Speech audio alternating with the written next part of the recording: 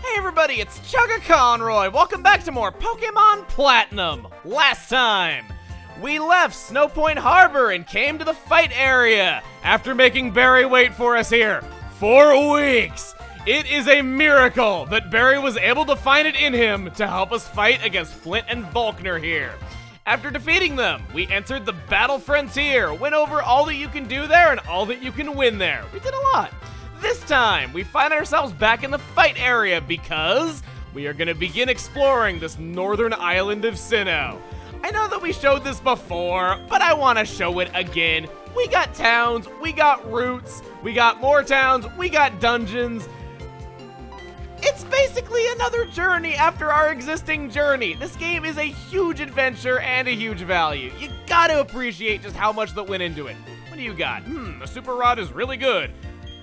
Personally, I'd say a super rod is really super, but that's just me. I'll say yes for the sake of getting a free item. Yes, we are identical enough. Even though identical can't, never mind. That completely contradicts what it means. As you would expect, the super rod can be used to obtain higher level Pokemon than the good rod. But unlike the good rod, there's not many new Pokemon that you can find with it that you couldn't get through other ways. It's kind of a shame, actually, but that is for when we go over the next new encounters, which is gonna be pretty soon, as we are headed out onto Route 230. We got palm trees, we got bright, colorful tropical plants growing giant fruit, we got off-color grass, we got volcanic rocks, we got ocean. Alola region confirmed, guys. Kelpsie berries, Greppa berries. As tropical as this place may be, we've kind of seen it all in the way of berries at this point, so it's not all that exciting to me anymore. Perhaps if I get the itch to play another Pokemon contest, we'll come here and I'll plant some berries another time, but that's not for right now. Let's head into the water. I don't remember this route being too terribly long. This is not exactly the most memorable route to me, between, again, not remembering it being all that long and the fact that, quite honestly, I think the route theme here is very generic. It doesn't do anything for me, nor do I think it matches the area all that well. To me, it just kind of sounds like placeholder music, but maybe I'm being a little bit too harsh. I guess maybe I'm just spoiled by Hemi Lost City and how zany it sounds for being a tropical area. Yeah. Music composers of Sinnoh, make things like they were in the future. Great advice. I am a very, very good game critic. Gonna smash that down. I just realized Tropius getting to come with us is kind of nice. Even though I have captured him and named him Sweet Ride, which sounds about the last thing that people would want if they were native to this area. Wow, it's kind of like I'm taunting him, like, here's your beloved natural habitat, even though you can't be rare candy! I'll just ignore my corporate greed or whatever you want to call it for the fact that I got a rare candy and I'm too excited to care. Are we gonna have any required battles on this route? I'm not really totally sure. Whoa, no. Well, I guess we're having a trainer. Don't look at it as a pointless battle. Look at it as an opportunity to go over the new encounters. That is the Chugga way.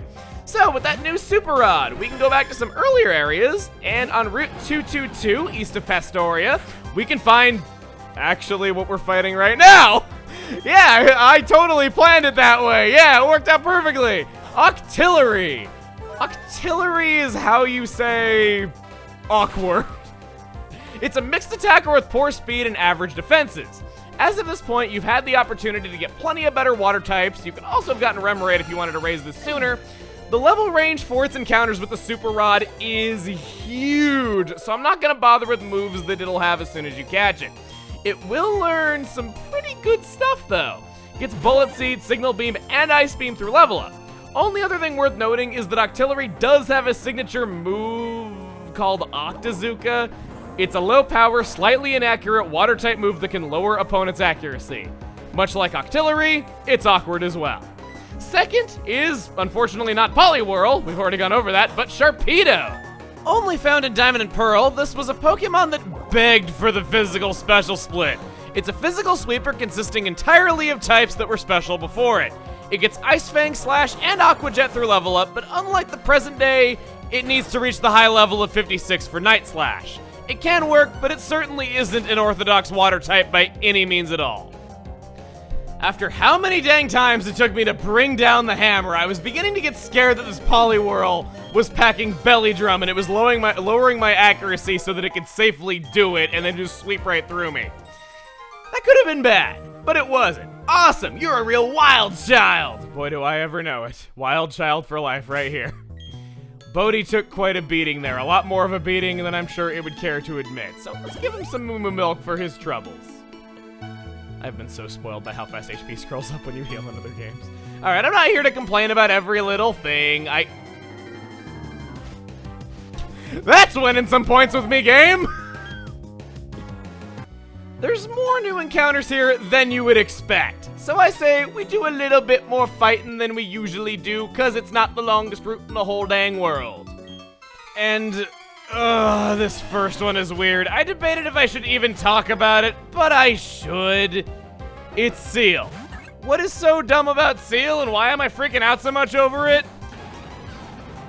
Yeah, not only did we already talk about Dugong, but Seal is only found in Diamond version, even though Dugong is in all other versions of the game just fine.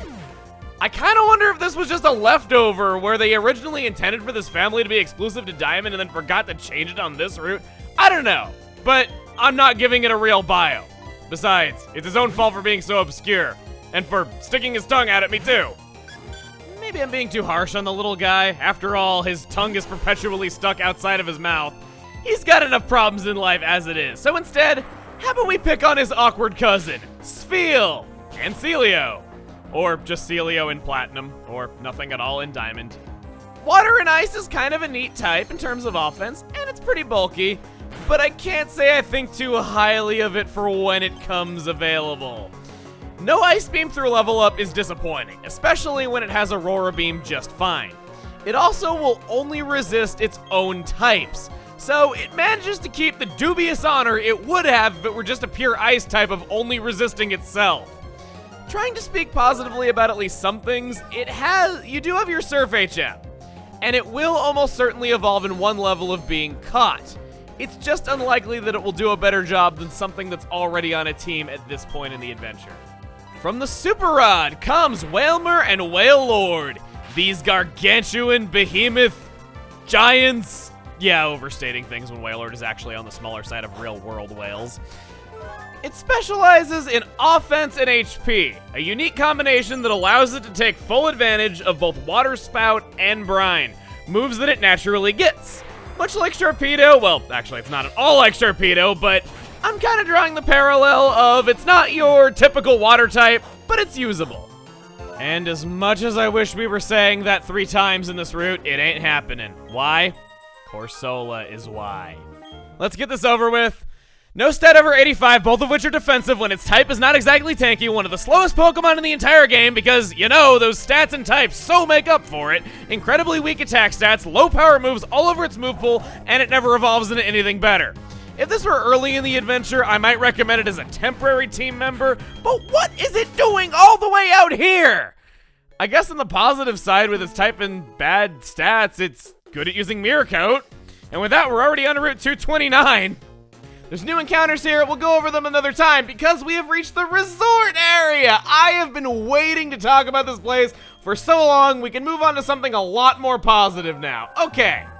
So first off, surfing over this way, getting myself a nugget. Yeah, as you would guess by all the swimming pools and the resorts and the pretty ladies and the Hawaii-ness of this whole place. Yeah, it's a very magical place with lots of money. I've traveled a long way to make my beloved Pokemon even more beautiful. That'll make it love me even more. Sure, keep telling yourself that. What do we got? Ribbon Syndicate, members only. Well, I just so happen to be the champion of Sinnoh. This is your exclusive club syndicate type? What? We just have some chubby guy watching TV, an old grandpa sitting at a table, and a little kid being like, oh, it's so cool, I want to see lots of Pokemon. What are they even watching here? Like, really, what are you watching on TV in this exclusive club? No, I do not want to talk to you. There's my inefficient movement speed. People say they don't believe I was once a speedrunner with my movement. Battling trainers. Okay, let's see. 3 cheers for the Poppin' Corner. We've heard this already. Yes. Man, I guess Bradley's Poffins did such irreparable damage to Heart Home City that they just simply air it on the news every single day. Okay. Yeah, actually, that's not the Ribbon Syndicate. I just thought I'd mess with you. Yeah, it's over here. Yeah, I'm dumb. I do apologize. This is an exclusive establishment open only to a select few. You might consider it a special stage for the cream of the crop. If you wish to enter, I suggest you start by collecting lots of ribbons. We're gonna be coming back here later. We can't do this quite yet. What do you say? Did they kick you out too? No, mountain is too high to climb. Not if you have HMO7, it's not. Wait, what? Hidden rule? What, wait. No, something lurks in the resort area. It's the hidden ruler of the area. You have to believe me. If you do believe me, whip out your super ride and go fishing. Who knows? You might just catch the mind-blowing ruler. He is not talking about any sort of measurement tool. It is that in this pond, there is something special that you can do in the resort area. Only in Platinum version. You can encounter Magikarp in that pond that are any level 1 through 100. Because of this one game, and the fact that it's the only time anything like this has ever happened, it means that by default, Magikarp holds the honor of being the highest level wild Pokemon in the entire series. It's ridiculous and it makes no sense, and that is why I love it so much. If you get yourself a level 100 Magikarp, you can't level it up again, so it's stuck as a Magikarp forever and ever. But it is truly the king of all. So let's see. I think I will try doing a little bit of fishing, see what levels it is I am able to get. 38. Kinda cruddy. I wish I could say that being able to find level 100 Pokemon in the wild and just being able to fish here indefinitely would make this a good grinding spot, but it's not. It's more of just a fun little gag than anything else, because look at this. That thing was not that much lower level than me. I got 54 experience. It didn't even go up a pixel. So don't do that for the training, don't do it for experience, don't do it for anything but yourself having fun, because that's what it is. It's just kind of a... Wow, I lost a Magikarp. I have brought disgrace on my family for generations to come. Let's see what I get on my second catch. 49. Slightly below average. 67. We're climbing up in the numbers. Not bad. Wait, I failed at running away from...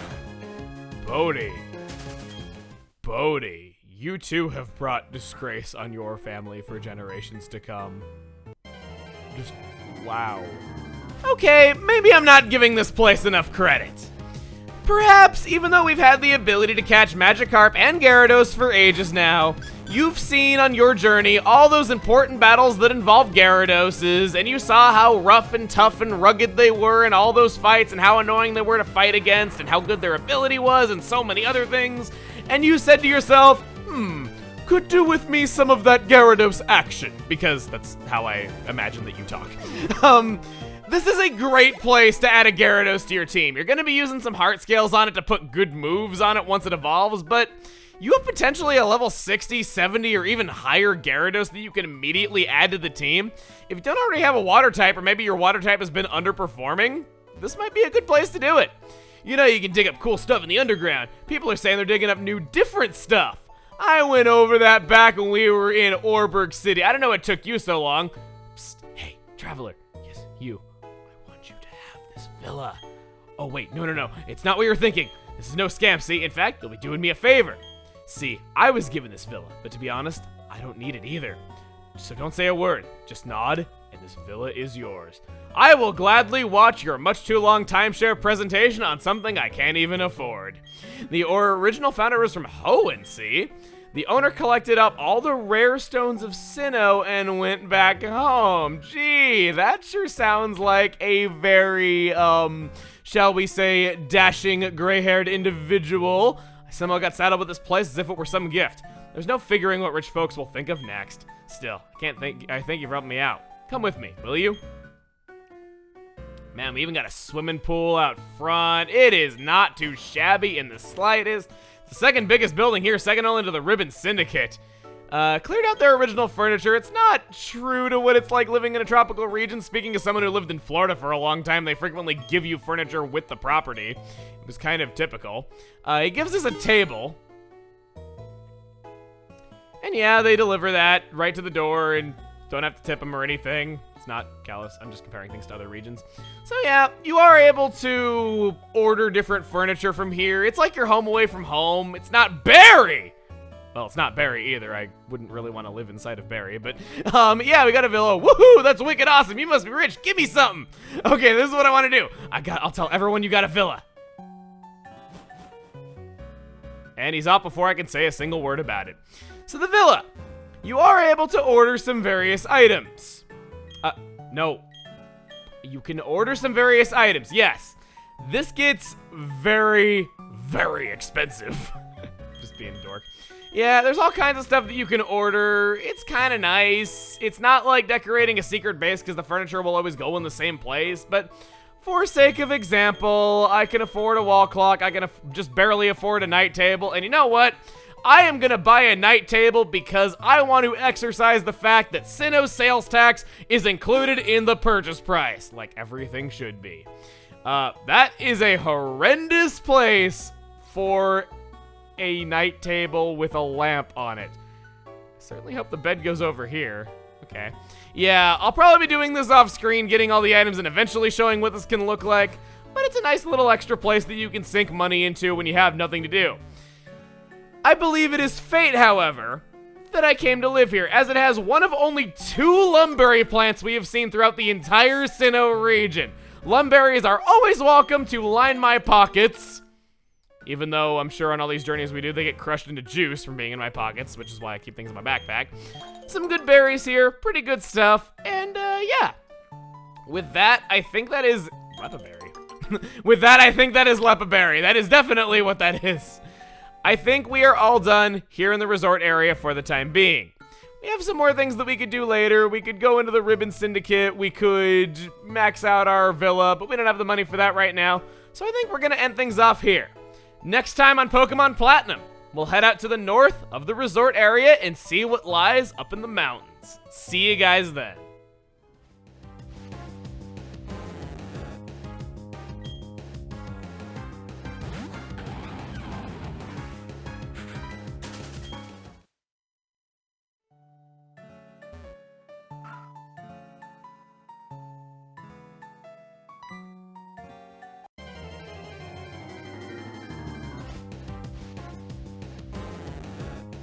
I got the same level twice in a row. Wow.